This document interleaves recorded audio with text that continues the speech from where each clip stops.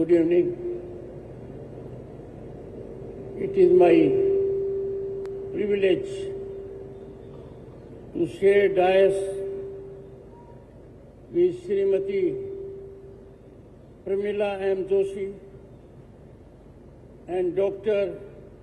M. Joshi, noble souls committed for welfare of humanity.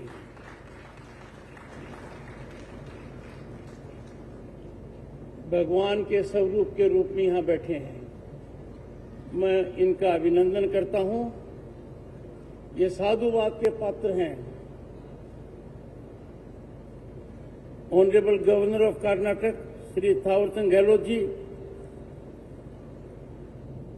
Honourable union minister parliamentary affairs, coal and mines Shri Pralhad Joshi ji, मैं उनका ज्यादा आभारी हूँ कि उन्होंने मुझे ऐसे पल देखने का मौका दिया है, ऐसे दो महान व्यक्तियों के साथ बैठने का अनुभव दिया है। I am grateful Pralhad Joshi ji for this moment in my life I will ever cherish.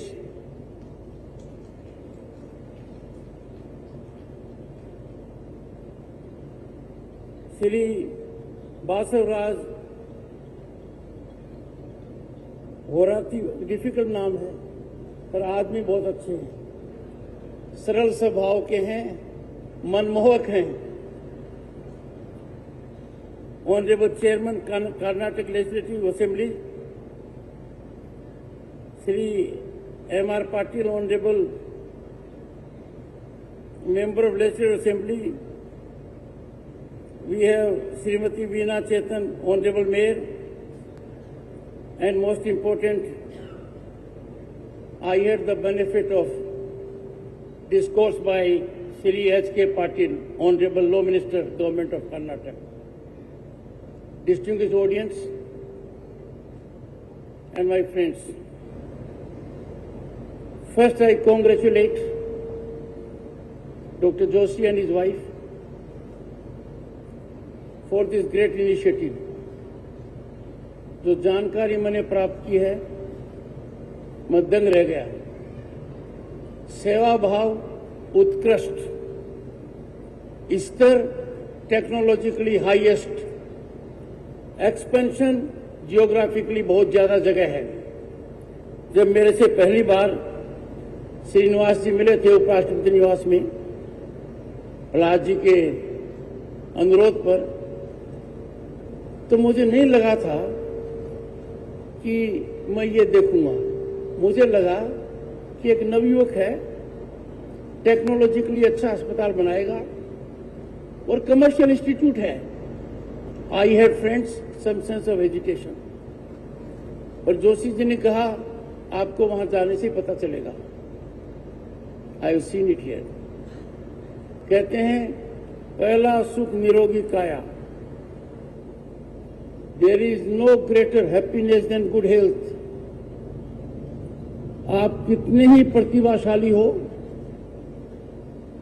आप कितनी ही योग्यता रखते हो, आपका मन कितना ही निर्मल हो, आपका मन कितना ही सेवाभावी हो, आप खुद की मदद नहीं कर पाओगे तो दूसरे की कभी नहीं कर पाओगे। और इसके लिए स्वस्थ रहना बहुत जरूरी है। Friends, in last 10 years,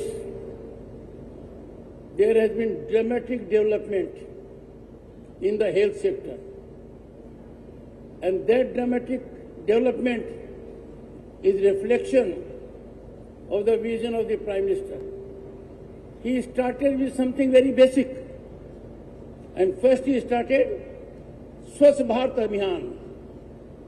लोगों को लगा उस समय 130 करोड़ की आबादी वाले देश का प्रधानमंत्री लाल किले से स्वच्छता की बात क्या कर रहा है। आज हम सब जानते हैं ये कितनी बड़ी क्रांति बन गई है। How happy and delighted we are.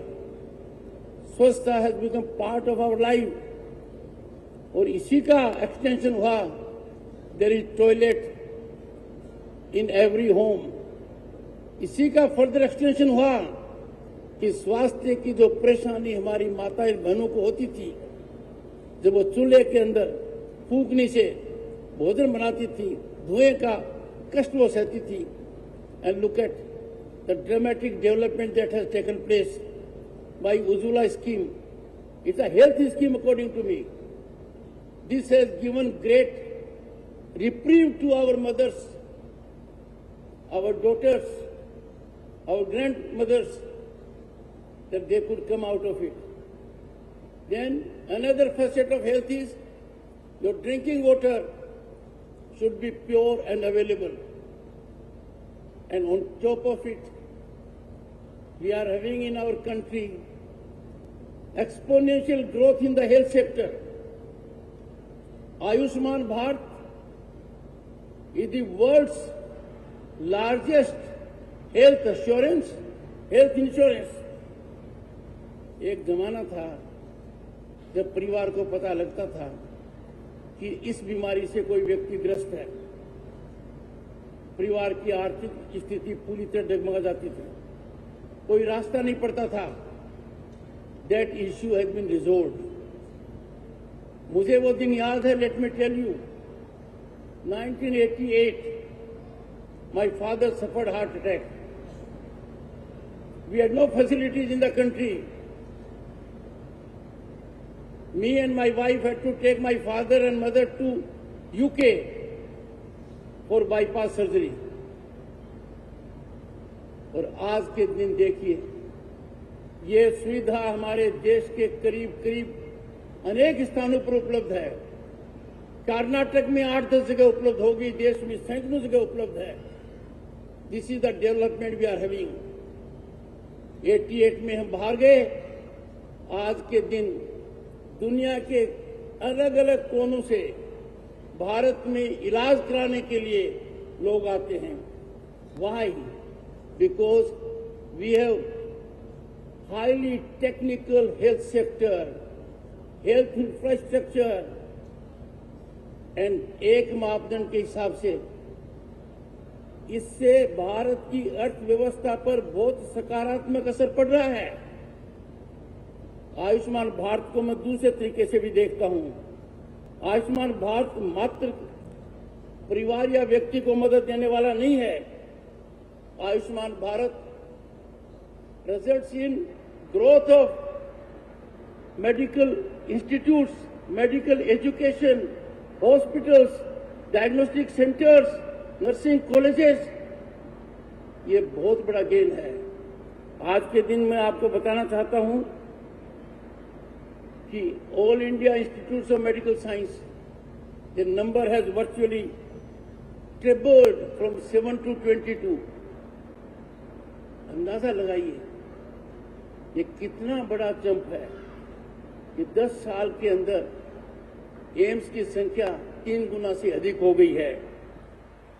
Our medical colleges have gone from 387 to 660, and opportunities are being made available to our young boys and girls, where seats in MBBS and PG have been doubled. मैं आप लोगों से आह्वान करूंगा, खास तौर से medical profession से. I had the occasion to address in Delhi a gathering of doctors, one of their lead associations. आदमी आज के दिन डॉक्टर को भगवान मानता है. Doctor is only next to God. He has complete faith in the doctor. आपका establishment doctor Joshi has high ethical standards. It has service element.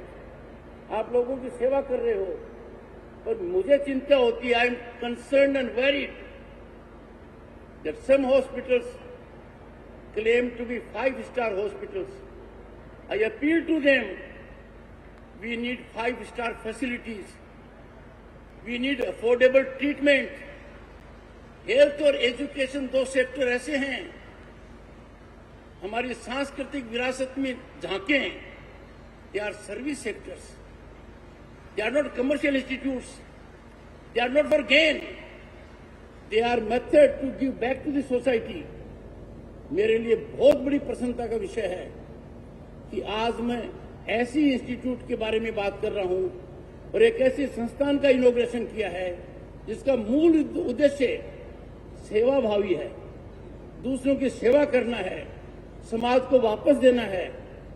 और यही कह सकता हूं कि 10 साल में एक बड़ा परिवर्तन आया। पद्मा अवार्ड्स, पहले पद्मा अवार्ड दिए जाते थे सिफारिश पर, लोगों के कहने पर। आज के दिन ये दृश्य बदल गया है। We now have Padma awardees, when they are rewarded, the entire society is happy. I am sure when in 2016, Dr. Joshi was given Padma Shri, everyone must have been very happy that yes, a person in service of humanity, a person contributing selflessly in health sector has been rewarded. जब ऐसा प्रयास होता है तो मन को भी अच्छा लगता है। भारत की प्रगति के लिए सबसे जरूरी है we have fit India. Only fit India can achieve 2047 विकसित भारत टारगेट। और फिट इंडिया के लिए जरूरी है कि हमारी स्वास्थ्य सेवाएं अच्छी हों, श्रेष्ठ हों, टेक्नोलॉजिकली टोटली अपग्रेडेड हों, and they don't graduate to commerce. Friends, I have no doubt हमारा देश सही रास्ते पर चल रहा है, हर मापदंड पर सही रास्ते पर चल रहा है। हमारी प्रगति से दुनिया हतप्रद है। दुनिया अंदाजा नहीं लगा सकती है कि भारत को अचानक क्या हो गया। The sleeping giant is fully functional now. हम वो देश नहीं है जिसके बारे में लोग कहते हैं कि भारत में बहुत पोटेंशियल है ना।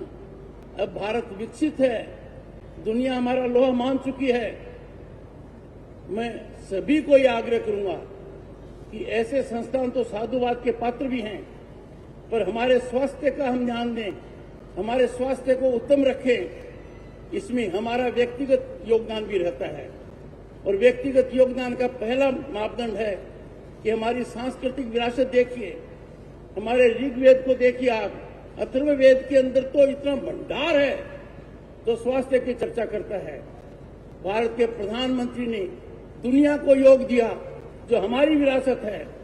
आज दुनिया में 21 जून को हर कोने में योग दिवस मनाया जाता है। योग हर दिन करने के काम है। हम यदि अगर हमारे व्यवहार में, हमारे आचार में, हमारे जीवन दर्शन में ये सोचेंगे, जिनको कहते हैं ना lifestyle diseases, we need to work in togetherness to overcome these diseases.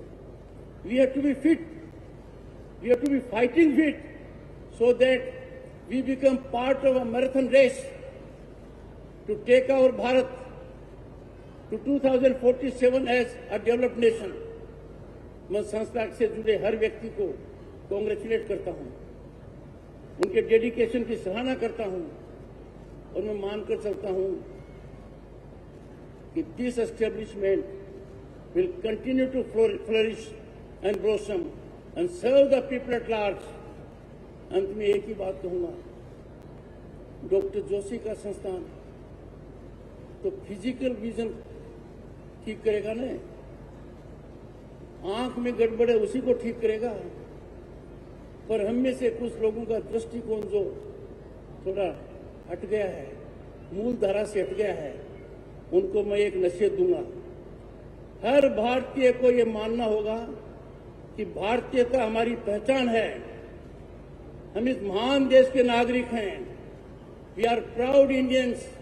We take pride in our phenomenal rise. Nationalism is our dharma.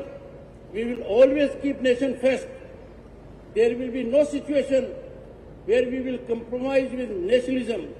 राष्ट्रवाद में कुछ भी कमी आए, किसी भी परिस्थिति में आए, वो बर्दाश्त नहीं हो सकती। हमारा राष्ट्रवाद किसने दिया है? जिन लोगों ने दे मेड सुप्रीम सैक्रिफाइस। सीमा पर जो हमारे लोग हैं, they have given blood for our nationalism. ऐसी कोई भी गतिविधि जो आम भारतीय के दिल को चोट करती हो, जो हमारे राष्ट्रवाद में कुछ कमी लाती हो, जो हमारी राष्ट्र भावना को कुंठित करती हो, उसको हमें बर्दाश्त नहीं करना चाहिए। जो कुछ लोग भ्रमित हैं, समझ नहीं रहे हैं, कुछ भी बोल देते हैं, उनको समझाने की आवश्यकता है। We shall never compromise with our nationalism, we shall keep the nation always first, this is not optional. यही एक रास्ता है और यही रास्ता हमें अपनाना है। अंत में एक बार फिर से डॉक्टर साहब को, उनकी धर्मपत्नी को प्रणाम करता हूं। इनके साथ स्टेज को साझा करना मैं और मेरी धर्मपत्नी सदैव याद रखेंगे। आप सबको बहुत बहुत धन्यवाद कि आपने मुझे सुना। Thank you.